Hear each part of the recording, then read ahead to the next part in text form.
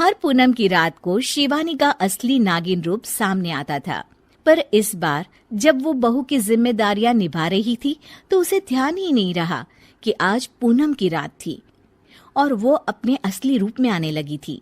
शिवानी को डर लग रहा होता है कि कहीं उसका ये राज सबके सामने ना आ जाए। हे भगवान, अब मैं क्या करूं?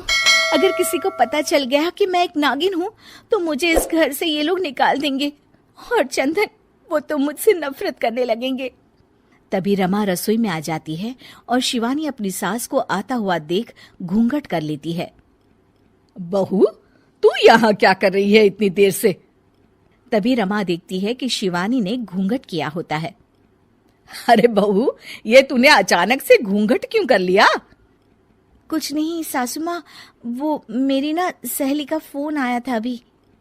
हाँ तो उसने कहा कि आज पूनम की रात है और आज की रात बड़ी ही खास है, तो अगर आप कोई मन्नत मांगो तो पूरी हो जाती है, लेकिन इस मन्नत को मांगने के बाद आपको अपना चेहरा किसी को नहीं दिखाना होता, इसलिए मैंने ये घूंघट किया है। अरे पर तूने तो मुझे इस बारे में कुछ नहीं बताया। हाँ मम्मी जी, मुझे माफ कर दीजिए, वो घर में सब मेहमान आने वाले थे तो मेरे दिमाग से ही ये बात निकल गई। शिवानी ऐसा कहकर अपने काम में लग जाती है।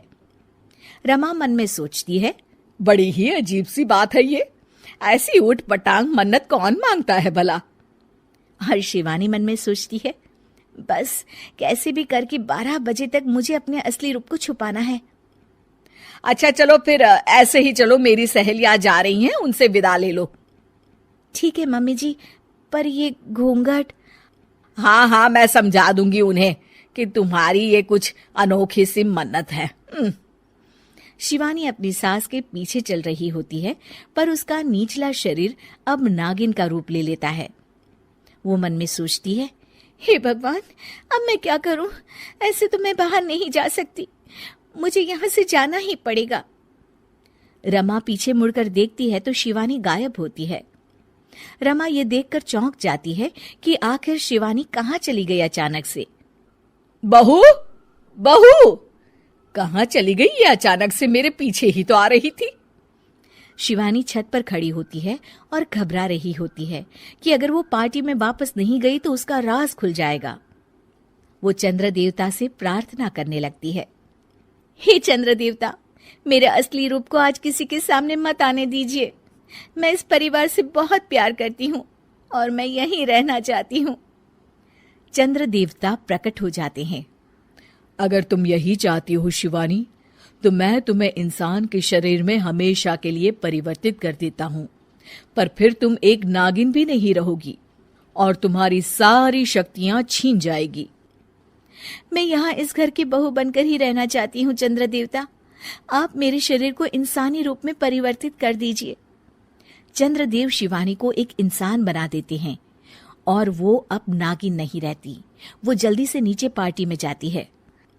अरे बहू, कहाँ गई थी? क्या हो गया था तुम्हें? मम्मी जी, वो छत पर थी, मौसम खराब हो गया था ना, तो कपड़े बाहर सूख रहे थे, सोचा उतार लाऊं। अरे बहू, यहाँ मेरी सहेलियां तुम्हारा इंतजार कर रही थी और तुम्हें कपड़ों की पड़ी है। मुझे माफ कर दीजिए मम्मी जी। पार्टी खत्म हो जाती है और शिवानी बहुत थक जाती है। शिवानी, घर की सफाई कर देना, बहुत ही गंदा हो गया है पार्टी के बाद।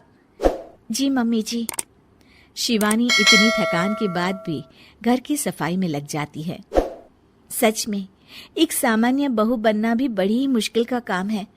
अगर चंदन से प्यार न किया होता तो कभी बहू नहीं बनती।